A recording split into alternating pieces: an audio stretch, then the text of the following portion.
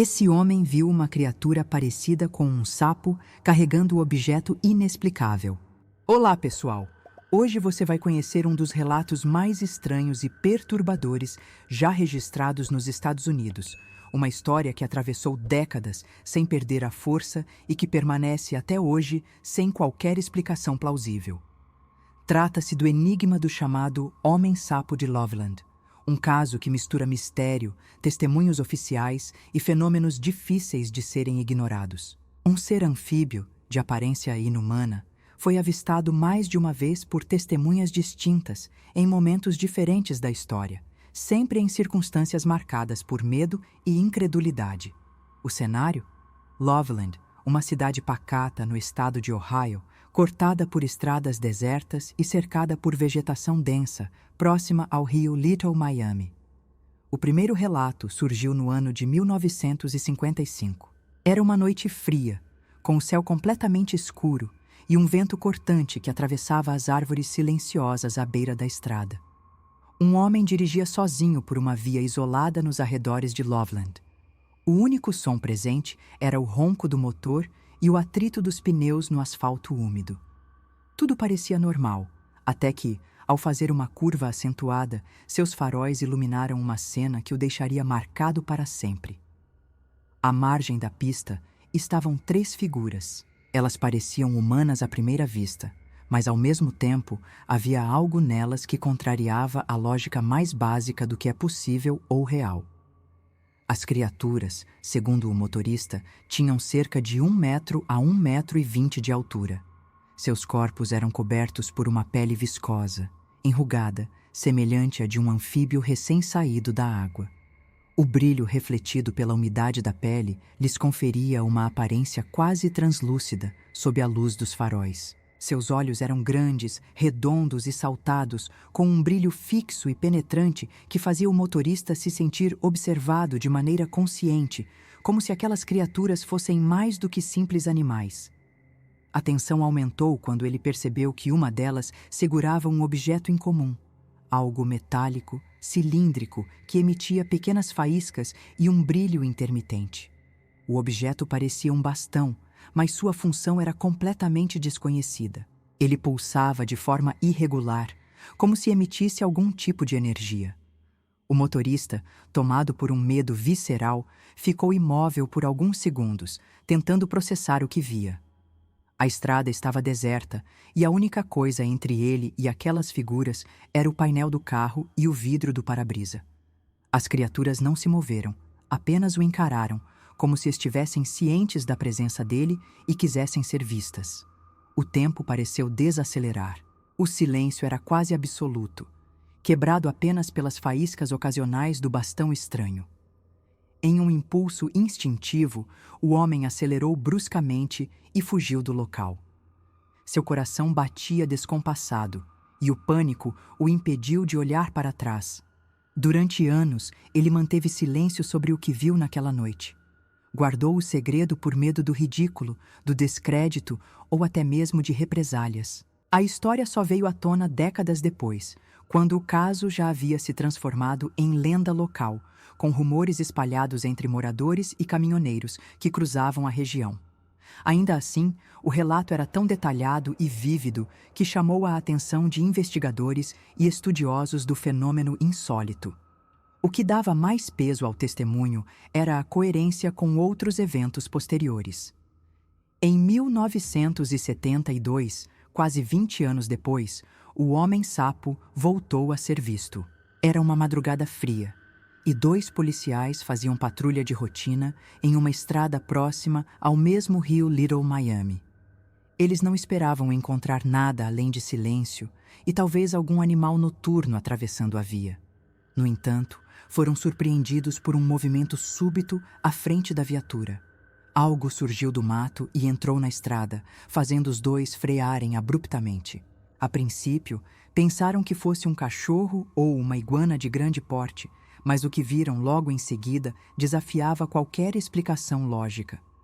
A criatura estava em pé, sobre 2 pernas, com postura ereta semelhante à de um ser humano. Sua pele tinha aspecto escamoso, com coloração indefinida entre o verde acinzentado e o marrom escuro. Os olhos, novamente, eram o detalhe mais perturbador. Refletiam a luz dos faróis como espelhos, mas com uma intensidade hipnótica, quase inteligente. Os braços eram longos, os dedos pareciam finos e desproporcionais. Por um instante, o ser permaneceu imóvel, observando os dois policiais com atenção. Depois, num movimento ágil, virou-se e correu em direção ao rio, desaparecendo entre a vegetação. Os dois oficiais ficaram em estado de choque. Relataram o ocorrido à delegacia e registraram o caso oficialmente. Suas declarações foram consistentes, detalhadas e, sobretudo, coerentes entre si. Nenhum dos dois parecia ter dúvidas sobre o que viu. Ainda assim, quando o caso ganhou repercussão, a explicação oficial foi rápida. Disseram tratar-se de uma iguana sem cauda, possivelmente abandonada. A hipótese foi recebida com descrença por muitos, especialmente porque as características descritas não batiam com a anatomia de um réptil comum. Além disso, o fato de a criatura andar sobre duas pernas era um detalhe difícil de ignorar. Com dois relatos tão específicos e semelhantes, os investigadores começaram a montar um perfil do que viria a ser chamado de o Homem-Sapo de Loveland. As descrições coincidiam de forma inquietante: baixa estatura, pele viscosa ou escamosa, olhos grandes e expressivos, postura bípede e, em pelo menos um dos encontros, o uso de um objeto luminoso que ninguém conseguia explicar. Não se tratava apenas de uma criatura exótica. Havia algo mais ali, algo que desafiava a compreensão das testemunhas e daqueles que ouviam suas histórias. A semelhança entre os casos levantou questionamentos importantes. Como era possível que duas ocorrências, separadas por quase 20 anos, descrevessem criaturas tão parecidas? E por que ambas aconteceram nas redondezas do mesmo rio, em ambientes isolados e de baixa iluminação? O comportamento dos seres também era um fator a ser considerado. Eles não atacavam, mas observavam. Não fugiam imediatamente, mas mantinham contato visual com as testemunhas, como se quisessem ser reconhecidos, ou até mesmo estudassem quem os observava. Essa inteligência implícita assustava ainda mais do que a aparência em si. Especialistas em comportamento animal foram consultados, mas nenhuma explicação plausível surgiu. A hipótese de um animal conhecido, como um réptil exótico ou uma espécie mal identificada, não explicava a postura ereta, o porte do objeto luminoso, nem a forma como reagiam aos humanos. Os relatos começaram a ser estudados por ufólogos e criptozoólogos, que viam no homem-sapo um possível exemplo de criatura ainda não catalogada ou até mesmo uma entidade de origem desconhecida. Loveland, antes apenas uma cidade comum no interior de Ohio, tornou-se ponto de interesse para investigadores do inexplicável. Com o passar do tempo, outros moradores começaram a relatar sons estranhos à noite, principalmente nas margens do rio.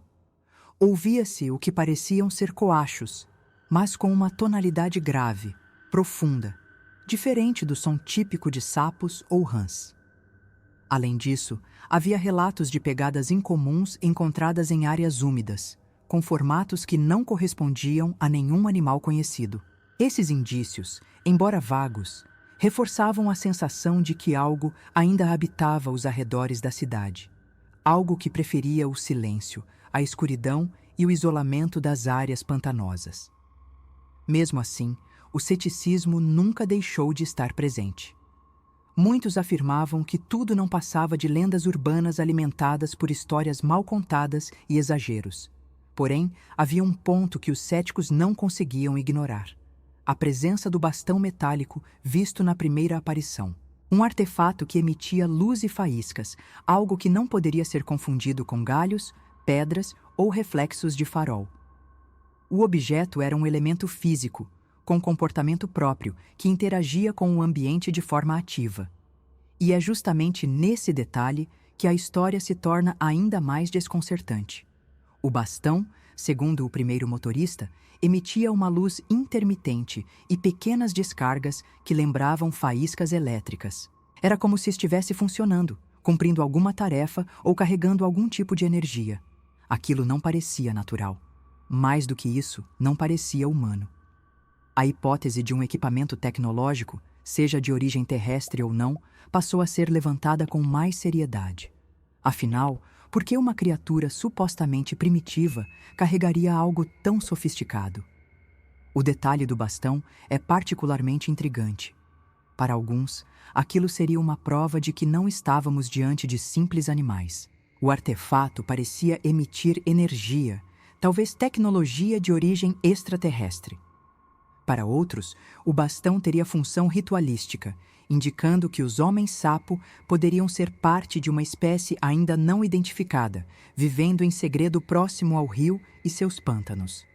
A ideia de que os homens-sapo estariam associados a algum tipo de ritual ou cultura desconhecida despertou novas investigações, agora conduzidas por estudiosos do folclore e antropólogos interessados em populações ocultas. Embora nunca se tenha encontrado vestígios físicos como abrigos ou objetos abandonados, a persistência dos relatos e a consistência das descrições sugeriam que, se tais seres realmente existissem, sabiam muito bem como permanecer ocultos. Não eram apenas anomalias da natureza, mas criaturas que pareciam possuir hábitos, estruturas sociais ou até mesmo simbolismos que escapavam completamente ao entendimento humano. A região pantanosa e reclusa reforçava a possibilidade de uma civilização diminuta e secreta, talvez com suas próprias regras e códigos. Entre os pesquisadores que se interessaram pelo caso estava um biólogo aposentado da Universidade de Cincinnati, que passou anos estudando espécies raras de anfíbios na região dos Apalaches. Ele acreditava que a hipótese de uma espécie remanescente de tempos pré-históricos não era tão absurda quanto parecia. Em entrevista concedida a uma rádio local no final dos anos 90, ele explicou que muitos anfíbios possuem a capacidade de se adaptar ao ambiente de forma extrema, incluindo mudança de pigmentação, comportamento noturno e até camuflagem em ambientes hostis. Mas mesmo ele admitia que a postura ereta e o uso de objetos artificiais iam além do que qualquer espécie conhecida poderia apresentar. Outros estudiosos, vindos da área da ufologia, apontavam para uma origem totalmente distinta. Para eles, os homens-sapo seriam entidades de origem extraterrestre, adaptadas biologicamente para ambientes aquáticos ou úmidos, o que explicaria a aparência anfíbia e a preferência por regiões pantanosas. O bastão luminoso seria, então, um instrumento tecnológico usado para coleta de dados, comunicação ou até manipulação ambiental. Essa linha de pensamento ganhou força entre grupos que viam semelhanças com outros relatos de seres de aparência incomum associados a OVNIs e luzes misteriosas, observadas em zonas rurais e isoladas dos Estados Unidos nas décadas de 50 a 70. A cidade de Loveland, apesar de seu tamanho modesto, passou a receber visitantes curiosos, caçadores de mistérios e cinegrafistas amadores. Algumas produções independentes chegaram a recriar os eventos com base nos relatos originais, enquanto programas de televisão especializados em fenômenos paranormais dedicaram episódios inteiros ao caso. Com o tempo, surgiram também os inevitáveis aproveitadores, pessoas que criaram falsos vídeos ou fotografias encenadas para atrair atenção. Isso, no entanto, não apagou a credibilidade dos primeiros relatos, especialmente os dados por oficiais da lei, cuja reputação continuava intacta mesmo após décadas. Com a popularização do mistério, o Homem-Sapo de Loveland acabou sendo incorporado ao folclore moderno dos Estados Unidos, ao lado de outras figuras enigmáticas como o Pé Grande, o Chupacabra e o Mothman. Mas diferente dessas criaturas, o Homem-Sapo chamava a atenção pelo nível de detalhe dos relatos e pela curta distância das testemunhas em relação à criatura. Não era uma sombra no mato ou um vulto correndo ao longe. Em ambos os casos principais, os observadores estavam a poucos metros dos seres, com tempo suficiente para registrar características físicas, comportamentais e até tecnológicas, no caso do bastão metálico. Curiosamente, Mesmo com o passar das décadas, o mistério não esfriou por completo. Nos anos 2000, surgiram relatos esporádicos de sons graves, semelhantes a coachares amplificados, vindos das margens do rio em noites de neblina. Câmeras de segurança de propriedades próximas chegaram a captar movimentos anormais em zonas alagadas, mas as imagens, sempre imprecisas, não forneciam comprovações definitivas. Esses relatos, embora menos frequentes, mantinham viva a chama da dúvida. Estaria o homem-sapo ainda ali, em silêncio, observando? Ou teriam os poucos sobreviventes de sua espécie abandonado a região após o aumento da atividade humana? Para muitos moradores antigos, a presença dos homens-sapo nunca deixou de ser uma realidade palpável. Em rodas de conversa, contam que algumas áreas do rio Little Miami jamais devem ser visitadas após o anoitecer. Histórias sobre pescadores que ouviram passos na lama ou sentiram serem observados de dentro da mata são repetidas com um ar de reverência e temor. É como se, ao falar demais sobre o assunto, se corresse o risco de provocar uma reação indesejada. O silêncio respeitoso tornou-se parte da cultura local, e mesmo os mais céticos evitam zombar dos relatos na frente dos antigos habitantes da região. Alguns estudiosos mais recentes têm tentado uma abordagem diferente, buscando cruzar relatos do homem-sapo com mitologias indígenas da América do Norte. Algumas tribos nativas que habitaram a região de Ohio relatavam, em tradições orais, seres anfíbios guardiões de rios e pântanos, descritos como criaturas pequenas, de pele escura e olhos grandes. Embora a comparação seja especulativa, a semelhança de certos elementos narrativos chamou a atenção de pesquisadores interessados em possíveis conexões culturais entre lendas antigas e fenômenos modernos. Para eles, o homem-sapo poderia ser a manifestação contemporânea de um arquétipo ancestral, algo que transcende o tempo e a explicação racional. A ausência de novas evidências concretas impede que o caso avance para o campo científico tradicional. Ainda assim, o fascínio pelo homem-sapo de Loveland permanece vivo. Seja como criatura real, entidade folclórica ou símbolo do inexplicável, ele representa aquilo que mais nos intriga: a possibilidade de que ainda existam coisas neste mundo que a ciência não consegue e talvez nunca consiga compreender. O caso serve como um lembrete de que o desconhecido continua à espreita, especialmente em lugares onde a civilização ainda não impôs sua lógica e controle total sobre a natureza. E assim, a figura enigmática do homem-sapo segue entre nós, talvez não fisicamente, mas no imaginário coletivo, nas estradas vazias de Loveland e no som abafado das águas do rio Little Miami. O mistério persiste, desafiando céticos e crentes, e mantendo viva a possibilidade de que, sob certas condições e em certos lugares, ainda podemos ser surpreendidos por algo que simplesmente não se encaixa em nenhuma explicação conhecida.